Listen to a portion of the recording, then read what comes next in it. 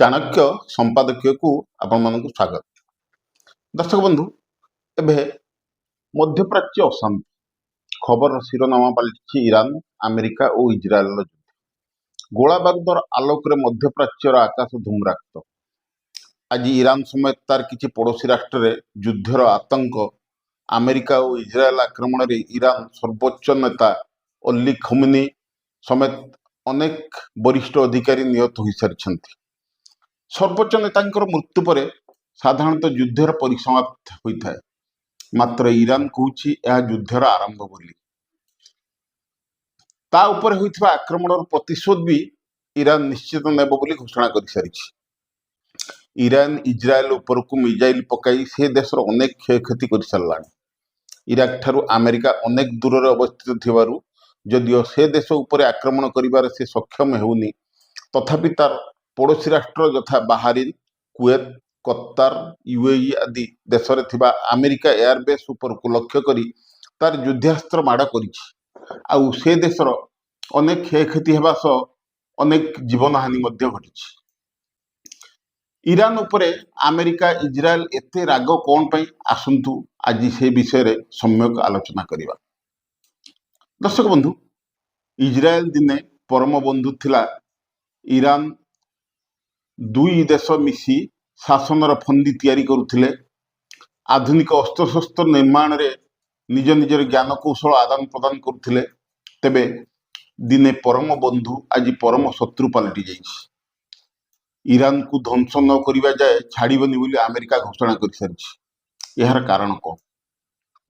दर्शक बंधु, एहार कारण जानिबा पई ईरान इतिहास विषय रे किछि जानिबार आवश्यकता रहिछि। शिया बहुल राष्ट्र ईरान, यह भौगोलिक स्थिति को देखिले जना जाए यार जनसंख्या पाखापाखि 9 कोटी। यार राजधानी तेहरान। यही देशर पश्चिम रे इराक और तुर्की, उत्तर पूर्व रे आजरबैजान, आर्मेनिया, उत्तर पूर्व रे तुर्की, आर्मेनिस्तान, पूर्व रे अफगानिस्तान और पाकिस्तान, उत्तर रे कास्पियन सागर, दक्षिण रे gulf of Oman, gulf of Persian अवस्थित।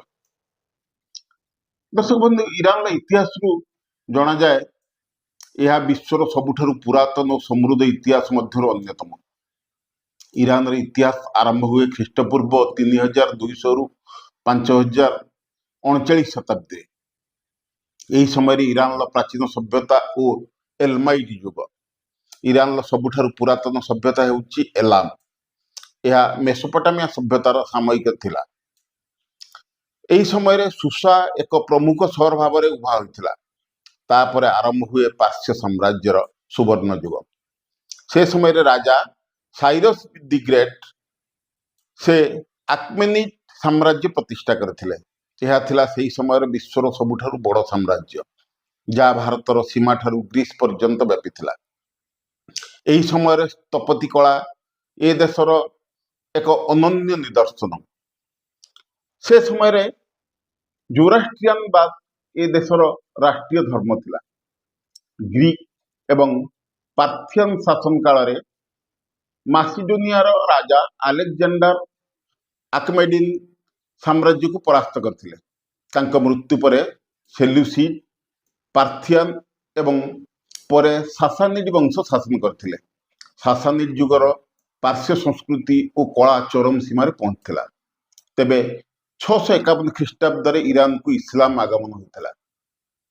सप्तम शताब्दी आरब मुसलमान माने पार्श्य आक्रमण करी सासानिड वंशर पतन घटाई।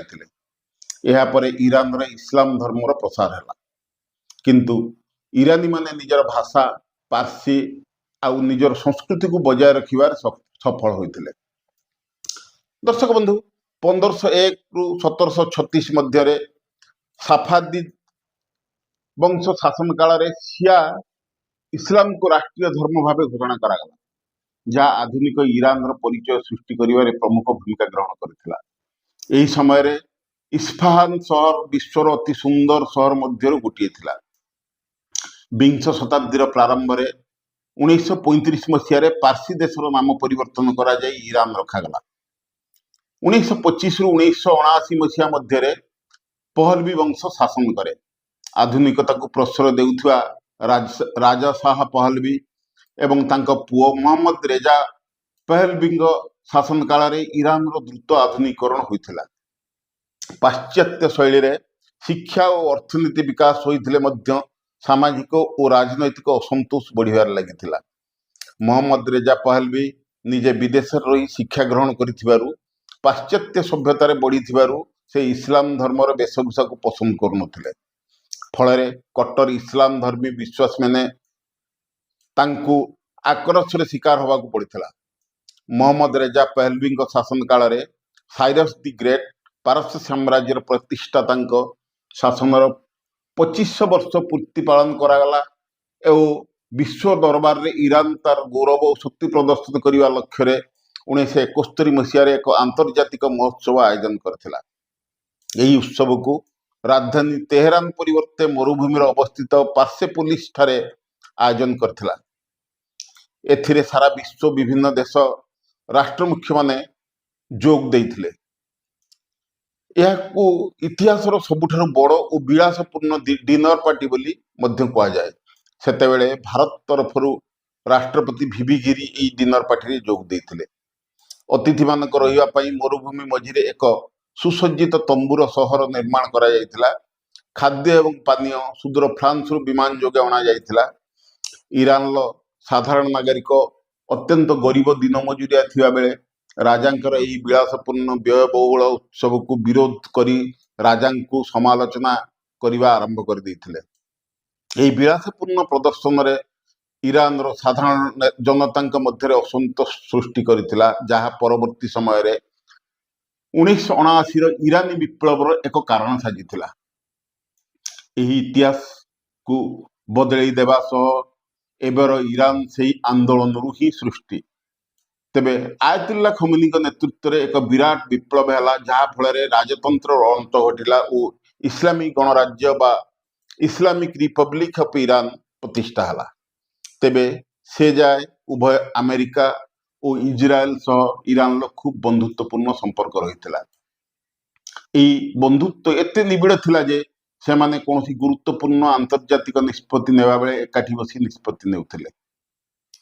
ଦର୍ଶକ ବନ୍ଧୁ, ଏବେ ବିଶ୍ୱର ସର୍ବାଧିକ ବିସ୍ଫୋରଣ ବହନ କରି ଶତ୍ରୁ ଦେଶର ତାଣ୍ଡବ ରଚୁଥିବା ମିଜାଇଲ ଉଦ୍ଭାବନର ଚିନ୍ତା 1977 ମସିହାରେ ରାଜା ପହଲବୀଙ୍କ ମୁଣ୍ଡକୁ ଜୁଟିଥିଲା, ଯାହାର ସଫଳ ନିର୍ମାଣ ପାଇଁ ସେତେବେଳେ ସେ ନିଜର ସବୁଠାରୁ ବିଶ୍ୱସ୍ତ ଡେପୁଟି ୱାର ମିନିଷ୍ଟର ବା ପ୍ରତିରକ୍ଷା ମନ୍ତ୍ରୀ ଜେନେରାଲ ହସନ ତୁଫାନିୟନଙ୍କୁ ଏକ ଗୁପ୍ତ ମିଶନରେ ଇସ୍ରାଏଲକୁ ପଠାଇଥିଲେ।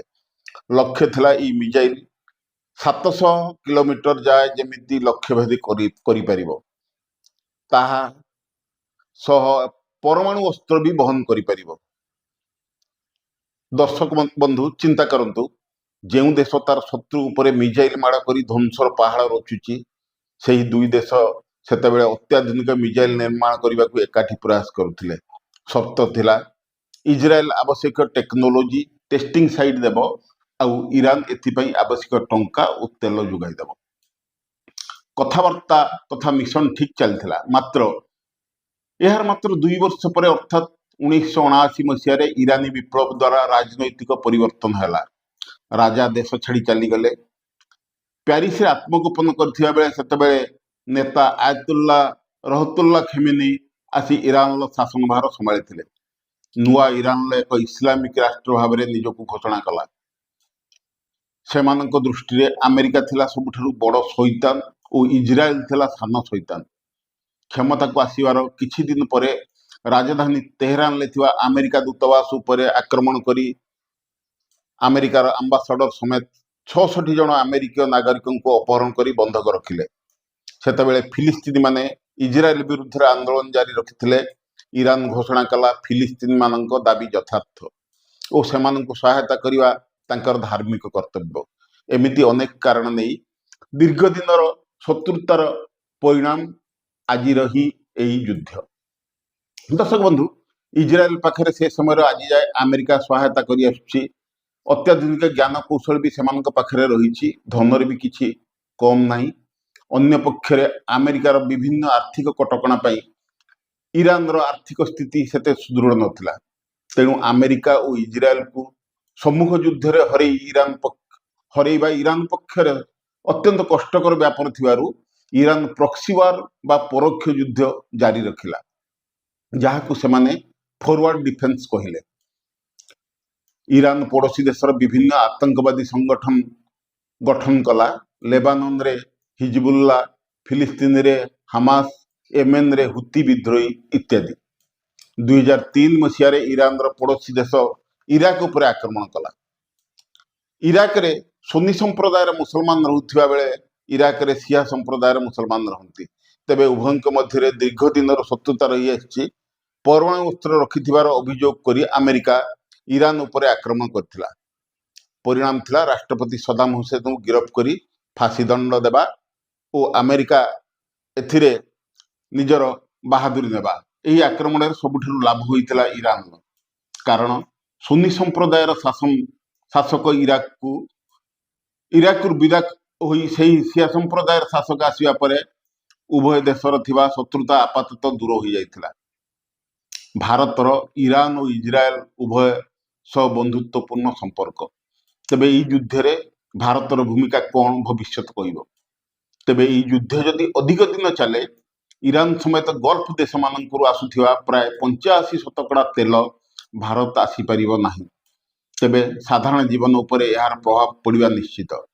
अन्य पक्षरे ईरान को शक्तिशाली रूस चीन समर्थन करुथिबारु सेमाने जदि ईरान को समर्थन करी युद्ध को उलाइबे तबे विश्व युद्ध हेबार केही रोकी पारिबे नाही। अनेक देश पाखरे एबे परमाणु बोमा रहिथिबारु जदि विश्व युद्ध हुए विश्व युद्ध रे समग्र विश्व ध्वंस हेबाकू बेसी समय लागिबो नाही।